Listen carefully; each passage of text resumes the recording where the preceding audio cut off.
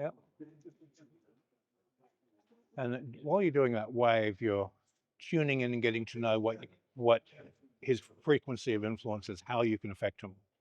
And then open the Akasha, and then you invite vital energy from Akasha.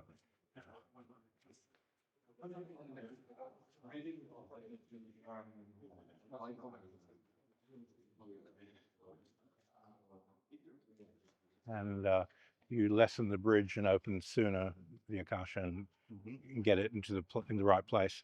The difficulty is usually tuning into that frequency of influence. So when you touch someone, how do you get the matrices open to get the energy as a wave? Once you've got the wave, then you've got the frequency of influence to pull from the Akasha. And let's say if you're doing healing on someone, there's this frequency of influence. You go, oh, there it is, boom, and they pop open. Now you're in and you can heal them. So everyone's got a different frequency or a door you go through to catch them.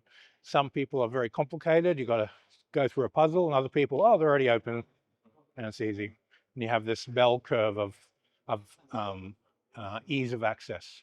Some people very easy. Some people are, you've got to crack the safe open. It's difficult,